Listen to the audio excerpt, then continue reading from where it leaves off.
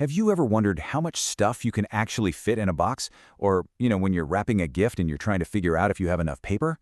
Well, today we're diving into the world of 3D shapes to really get a handle on two key ideas: surface area and volume. All right, let's jump right in. Okay, so first things first, let's get the big picture straight. Surface area, that's the total area of the outside of an object. The wrapping paper for a gift is the perfect way to think about it. Volume, on the other hand, is all about the space inside, like how much water you can pour into a bottle. So one's the outside, one's the inside. Simple as that, right? Now, if you want to understand pretty much any 3D shape, you've got to start with the foundation, and that foundation is the prism. Seriously, once you really get how a prism works, you'll see how all the other shapes just kind of click into place. So what even is a prism? Well, think of it like this. It's a solid shape that has the exact same cross-section all the way through, from one end to the other. The best example is a loaf of bread. No matter where you slice it, the shape of that slice is always the same, right? That's the whole idea of a prism. And here's where it gets really cool. All prisms, and I mean all of them, no matter what shape their base is, share one single master formula for volume. It's just the area of the base times the height of the prism. That's it. It's super powerful.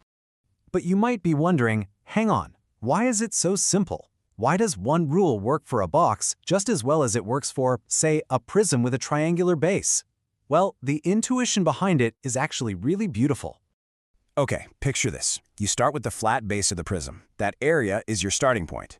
Now, just imagine stacking an identical slice right on top of it, and then another, and another. You just keep stacking these identical slices all the way up until you hit the prism's total height. The space you filled up is literally the base area, just repeated over and over again for the entire height. And that's exactly why the formula is base area times height. So, what does this mean for a cylinder? Well, a cylinder is really just a prism with a circle for a base. That's all it is. So our master formula still works perfectly. The area of its circular base is pi r squared. You multiply that by the height and, well, you get that famous formula. Volume equals pi r squared h. See? It's all connected.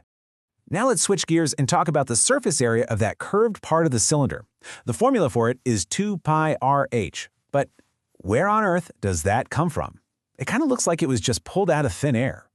Let's really zero in on that first part, the 2 pi r. Now, if you've done any work with circles, that part should ring a bell.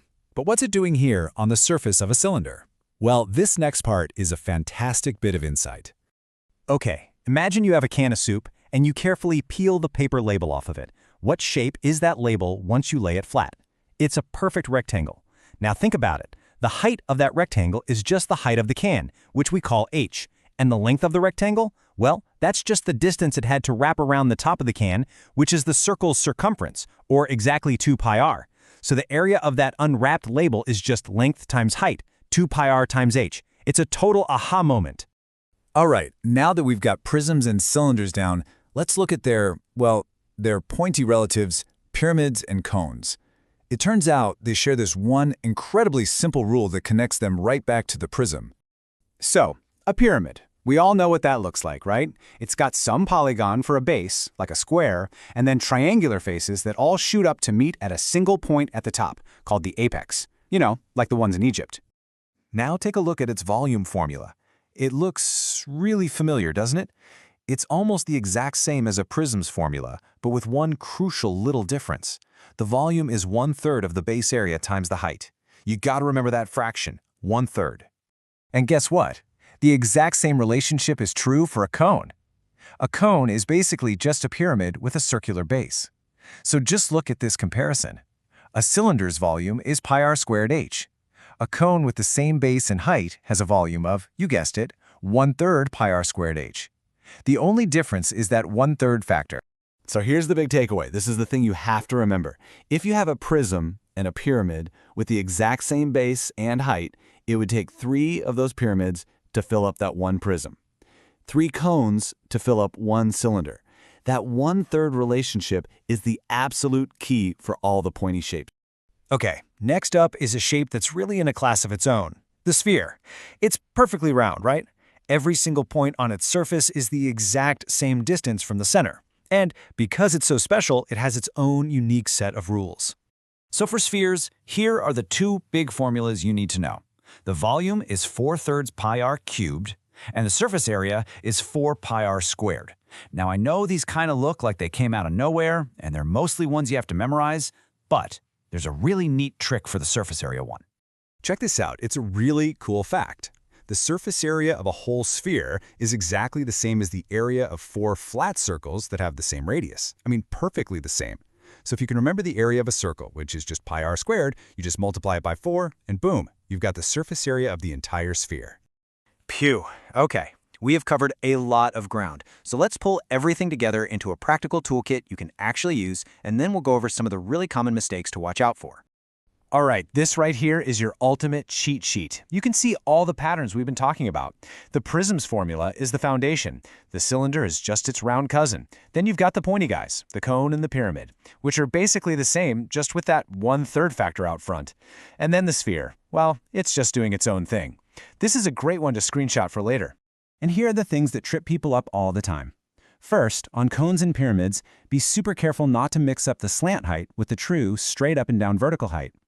Always remember that 1/3 for the pointy shapes. It's so easy to forget.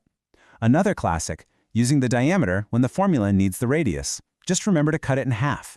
And maybe the biggest one of all, always ask yourself, am I measuring the space inside, the volume, or the skin on the outside, the surface area? So, to finish up, I want to leave you with a little puzzle. Let's say you're filling a big spherical fishbowl with water, and the water is flowing in at a perfectly steady rate, like 1 gallon per minute. The question is, does the water level rise at a steady speed? Just think about the shape of that sphere. It's really narrow at the bottom, gets super wide in the middle, and then gets narrow again at the top. What does that mean for how fast the water level is going to rise? It's a great little question to really test your understanding of volume. Thanks for joining me on this one.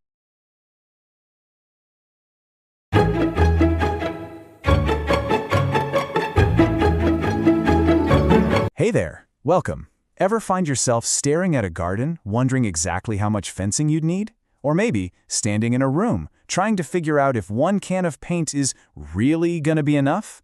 Well, today we're sharpening those exact tools, the fundamental geometric ideas we use to measure the world around us.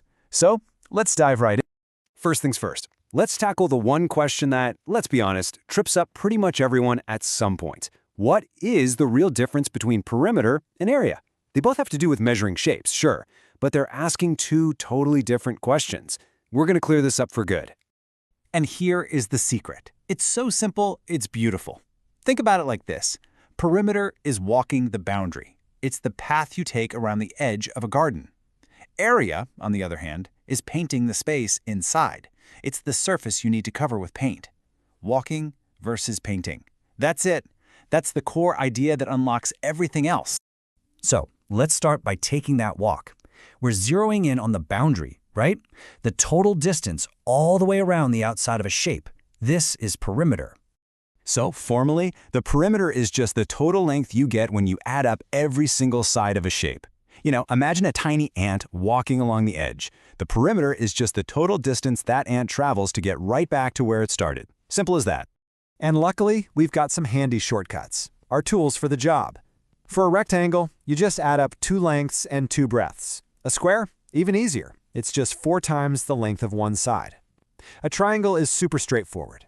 Just add up its 3 sides. And the circle? Well, it gets a special name, circumference. And we find it with the famous formula, 2 times pi times the radius. All right, we've walked the boundary. Now let's grab our paintbrushes because we're moving inside. We're not measuring length anymore. Now we're measuring the entire 2-dimensional space that a shape actually covers. We're talking about area. So, let's kick things off with a classic. You probably memorized the formula for a triangle's area back in school, right? But have you ever actually stopped to ask why it works? I mean, why is it specifically half of a rectangle? The answer is just so cool and visual. And this shows you exactly why. Check this out. You take any old triangle. Now, you make a copy of it. You flip it over, and boom! Look at that! It slots in perfectly to form a complete rectangle. So the big idea here is that 2 identical triangles literally make 1 rectangle. And that leads us straight to the formula. See, if the area of that whole rectangle is just its base times its height, it makes perfect sense that our single triangle has to be exactly half of that. So, 1/2 times base times height. It's not some random rule, it's just pure, simple logic. Let's put some numbers to it. Say you have a triangle with a base of 8 and a height of 5. We just use our logic. It's going to be 1/2 of 8 times 5, which gives us 20. And look at the units, centimeters squared. Why? Because we're measuring a 2D space now, not just a line. Okay, how about a shape that looks a little trickier? The trapezoid. That formula can seem a bit intimidating, but the idea behind it is actually super clean. All you're really doing is finding the average width of the shape and then multiplying that by its height. That's all there is to it. And that's exactly what the formula is doing. You add the two parallel sides, A and B, then you cut that in half, that's the average width, and then you just multiply by the height, h. It takes this weird-looking shape and turns it into a really simple calculation. And now for a completely different kind of shape, the circle. Its area is found using one of the most famous, most elegant formulas in all of mathematics, pi r squared. So simple, but unbelievably powerful. So let's see how this works. Let's say a circle has a radius of 7 centimeters. First thing you do is square the radius. So 7 times 7 is 49. Then you multiply that by pi. If we use that classic school approximation of 22/7 for pi, we get a nice, clean 154 square centimeters. Okay, so we've got the basics down. But, the real magic isn't just knowing the formulas. It's about using them like a toolkit to solve really interesting puzzles. The kind of stuff where being creative is way more important than just memorizing. So what happens when you don't need the area of the whole circle? What if you just want a piece of it? Well, the easiest way to think about a sector is just to picture a slice of pizza. It's nothing more than a fraction of the whole pie. And the formula makes that perfectly clear. You start with the area of the full circle, pi r squared, and then you just multiply it by whatever fraction of the circle you actually have. And what's that fraction? It's just the angle of your slice, theta, divided by the full 360 degrees of the circle. Now, this is where it all starts to come together. High-level problems, the kind you might see in a math Olympiad, they're not really about memorizing tons of obscure formulas. They're about learning to see the basic shapes, the squares, the circles, the triangles that are hidden inside more complex figures. The trick is to have a problem-solving toolkit. So when you see some bizarre, intimidating shape, don't panic. The strategy is almost always one of two things. Either you break it down into familiar pieces you do know how to measure, or you calculate the area of a bigger, simpler shape and then just subtract the parts you don't need. It's about being a creative problem solver, not a human calculator. Okay, before we wrap this up, let's quickly go over the most common traps people fall into. Think of this as your quick pre-flight checklist to make sure your answers are always spot out. Mistake number 1, the units. Oh man, it is so easy to forget this, but it is so important. Perimeter is a length, a one-dimensional measurement, so its units are simple, like centimeters or meters. But area is a two-dimensional space, so its units have to be squared, square centimeters, square meters. This is the fastest way to check if your answer is even in the right ballpark. And here it is, your final mental checklist. Are my units right? Did I accidentally grab the circle's diameter when the formula needed the radius? That is a classic mistake. And finally, did I use the painting formula when I should have been using the walking formula? Keep these 3 things in mind, and you'll be golden. So, we'll leave you with this thought. You now have the fundamental toolkit for measuring the 2D world. So, look around you, at a company logo, a piece of furniture, the layout of a local park. What's some complex shape out there in your world that you can now break down and, maybe for the first time, actually figure out how to measure?